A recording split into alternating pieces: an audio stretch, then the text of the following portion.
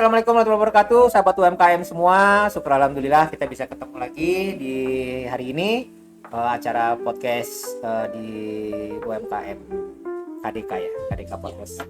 Saya dengan Afandi, ini dengan sama Andi. Jadi kita sama ya. Kita hari ini dua Andi. Dua Andi benar. Yang di TV swasta ada satu Andi. Andi Ibnu ya. Iya, sukses banget apalagi kalau dua Andinya ya.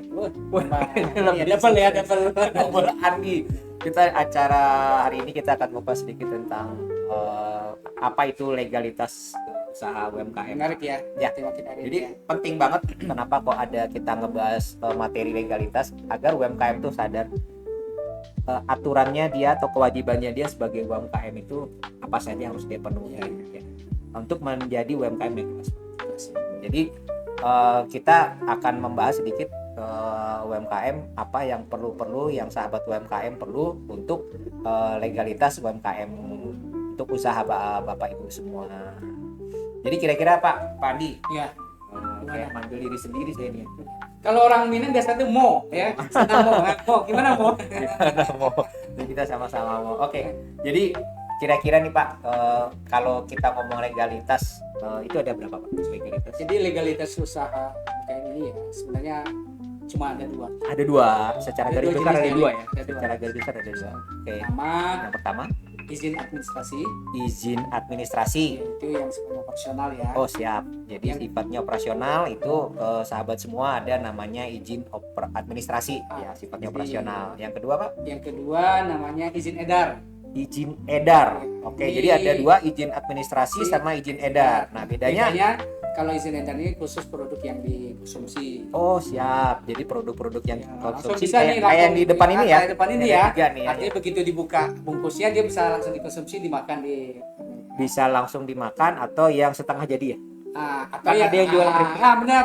Itu dua nih izin edarnya, ada yang khusus produk dikonsumsi atau yang dipakai langsung. Yang dipakai langsung ini maksudnya Bisa pasti dimakan langsung atau yang yang nggak dipakai dimakan langsung ini berarti kan nggak langsung dikonsumsi. dimakan. Oh siap. Misalnya kayak ada yang perlu di satu proses lagi, misalnya perlu digoreng lagi. Digoreng. Jadi memang masih setengah belum siap saji, bukan siap saji ya. Bukan siap saji. Keripik udang misalnya kita Ya. bikin keripik udang harus digoreng dulu Ya. dan itu butuh izin edar juga Ya. karena dia produk yang bisa kita makan ya. Makan.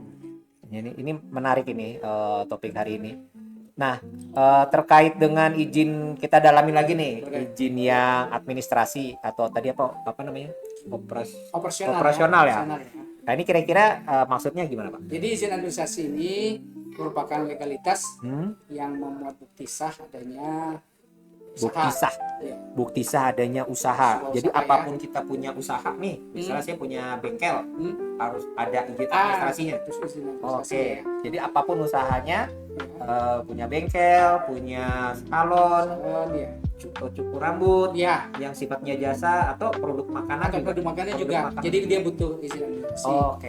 Jadi izinnya tuh memuat bukti sah adanya usaha Memuat ataupun juga izin operasi usaha. izin operasi usaha. Makanya dibilang kalau nggak izin administrasi, izin operasional ya. Untuk Operasional. bahwa kita sudah memulai usaha, maka kita ketika beroperasi itu sudah harus kita punya izin administrasinya. Juga ya UMKM ya. Ya. Menengah kecil, mikro ya. Pro kecil menengah ya. Yang tidak masuk kategori belum korporat besar. Jadi bukan perusahaan besar atau skalanya Kalau enggak. kayaknya kalau perusahaan besar mungkin lebih besar lagi ya izin-izinnya yang Izinnya udah dibutuhkan. kompleks ya, mungkin udah banyak ya. Ada AMDAL Ada segala macam-macam ya Iya, kalau macam-macam. akan banyak. Ini kita ngomong yang secara kita hari ini ngobrolnya yang UMKM aja Pak. Yang ringan-ringan. yang ringan-ringan aja, yang skala-skala kecil, rumah tangga gitu ya. Nah, itu kira-kira yang dibutuhkan apa nih? Ya, Tidaknya itu harus memiliki legalitas usaha. Pertama misalnya NPWP. NPWP, Nomor pokok wajib pajak. NPWP nomor pokok wajib pajak Pribadi. Oh, pribadi. Oh, Karena jadi- dia kan baru skala kecil ya, kasih. Siap. Itu bikinnya di Di ini kantor kantor pajak ya? pajak ya. Di kantor Kalau pajak kita di Solok ini di kota. kota ya, di daerah mana itu ya? Daerah arah ke lain gitu ya. Oh ya, Ya, ada benar. kantor pajak. Ya ada. Jadi teman-teman semua sahabat UMKM kalau yang belum punya NPWP ini penting Pak. Apalagi sekarang kalau mau masuk ke e-katalog ya. Iya, iya.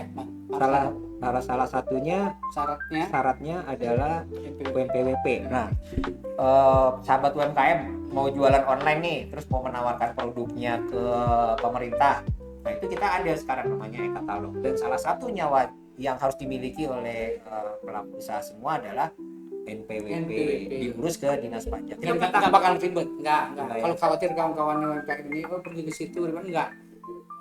Saya yakin bahwa sebenarnya datang gitu ke situ kita nanti akan bilangin. Oke siap. Jadi ini ada yang takut nih sama pajak nih Pak? Ya, Kayaknya juga, kecil ya. Kalau UMKM nanti, kayaknya nggak ditagih, nggak usah takut. Dia kan ada batasan ya. Iya benar. Nggak semuanya harus dipajakin gitu. Jadi ya. nanti kalau saya daftar NPWP nanti saya bilang nih, saya akan datang petugas pajak nagih. Nggak perlu. Pajak UMKM sangat kecil, bahkan hampir nol Pak. Setahu saya nol, nggak ada permintaannya. Jadi yang satu NPWP. Yang kedua? Yang kedua namanya NIB atau nomor induk berusaha. NIB nomor induk berusaha. Itu sama dengan NIK loh Pak. Jadi kalau orang gitu ya, kalau di Indonesia ini dia punya nomor induk kependudukan. Nah, kalau usaha juga namanya punya NIB. Nomor induk berusaha. Nah, di mana kita bisa? Nah, ini bisa kalau kita di Solong ini ada mall pelayanan publik. Mall pelayanan publik di Kota Baru ya. Bekas ini dulu pernah jadi kantor bupati lama. Ya, datang ke sana gratis. Gratis. Mumpung gratis. Jadi semua pengusaha harus punya NIB, nomor induk berusaha. Itu sama dengan ini kayaknya NIK tadi ya. Iya. Persamaannya.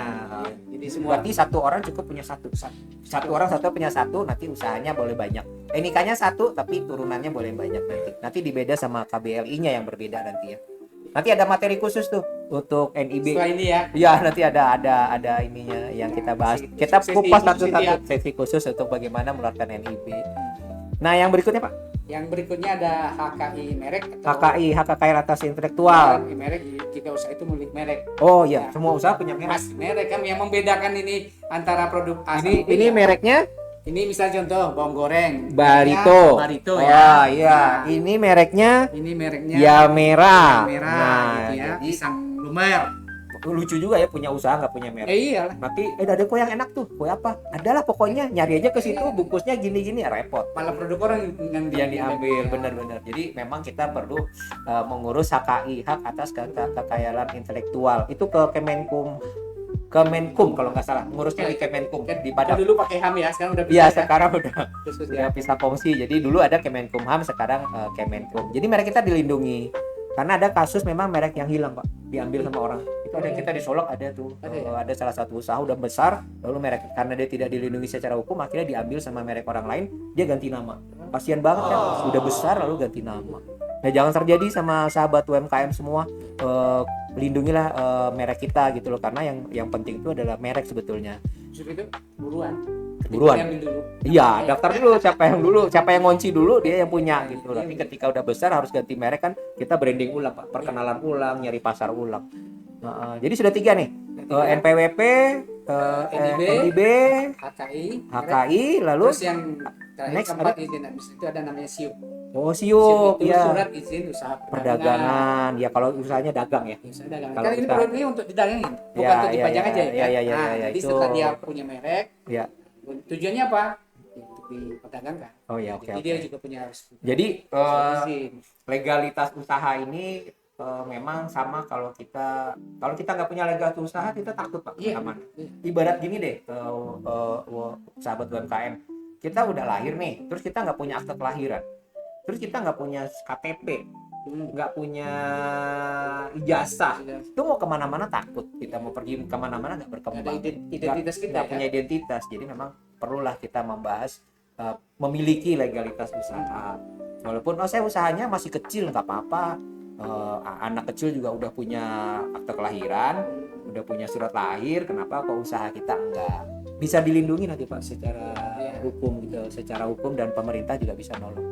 Nah, tadi udah ada 2 kan yang secara garis besar. Yang satu tadi izin administrasi, yang kedua izin edar. Izin edar yang tadi yang Bapak sudah sebut, bahwa khusus produksi yang dikonsumsi, atau yang dipakai langsung. Jadi kayak tadi makanan nih siap saji, tinggal langsung dimakan. Nah, atau yang dikonsumsi tapi belum harus melalui proses tertentu. Iya, kerupuk tuh udah. Indomie nggak boleh sebut merek. Boleh lah ini instan ya. Dia kan harus di satu proses lagi ya, direbus dia yang instan. Dan biasanya itu kan kalau yang dia punya waktu panjang ya. Iya benar, daya tipanya juga bagus dari situ. Kalau yang ini misalnya yang konsumsi langsung itu batasan expirednya agak pendek ya. Kalau yang di konsumsi itu agak lebih sedikit lebih, jadi sifatnya bisa disimpan. Oke. Nah kita yang untuk izin edarnya apa aja nih Pak? Yang kita butuhkan. Itu pertama kita perlu ada PRT atau perizinan industri PIRT, perizinan industri rumah tangga. Yang dikeluarkan oleh Dinas Kesehatan. Kantornya di Arusuka yang siap. Yang kedua BPOM, Badan Pengawas Obat dan Makanan. Kalau nggak salah nih kalau PIRT di Padang, ya di Padang. Kalau nggak salah nih sepengetahuan saya kalau makanan-makanan yang kering itu yang sifatnya kering memang PIRT. Tapi kalau yang sifatnya basah dikeluarkan sama BPOM. Daging-dagingan Pak, nugget, sosis, pokoknya terbuat dari hewani dan sifatnya basah itu harus rendang, bener itu BPOM. Tapi kalau yang kayak makanan yang ada di depan kita ini, yang kering-kering, siap saji itu bisa di Dinas Kesehatan yang melalui PIRT. Yang berikutnya Pak? Yang ketiga itu halal MUI. Oh iya. Di Indonesia ya. Sekarang repot itu ya. perlu sekali halal MUI yang dikeluarkan oleh Badan Penyelenggara Jaminan Produk Halal. Oh, Badan Penyelenggara di bawah Kemenak itu. Di bawah Kemenak sekarang. Tujuan dari LPPOM. MUI. Wah keren banget. Itu legalitas ya.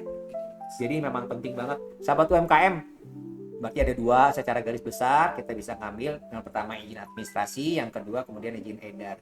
Izin edar khusus bagi pengusaha yang bergerak di bidang makanan yang bisa dikonsumsi, baik itu setengah jadi atau jadi yang siap dikonsumsi. Wah, menarik Pak. Ya. Besok kita bahas lagi lebih dalam satu persatu detail demi detail. Ya. Iya, ini kita memang di podcast di UMKM di KDK ini kita batasin biar orang nggak bosan. Makin sering kita posting.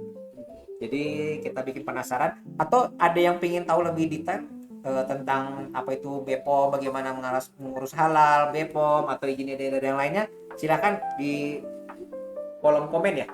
Di kolom komen tolong dong Pak dibahas lebih lanjut. Nanti kita akan membahas lebih lanjut tentang ini. Boleh juga langsung ya. Boleh datang ke sini juga boleh. Nanti kita bantu pengurusannya sama semuanya. Kita dampingi datang ke klinik desain dan kemasan UMKM di Selayu. Oke, terima kasih kami Duo Andi. Duo Andi.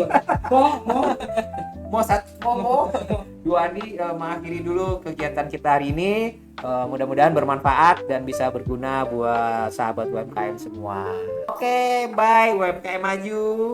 Dah.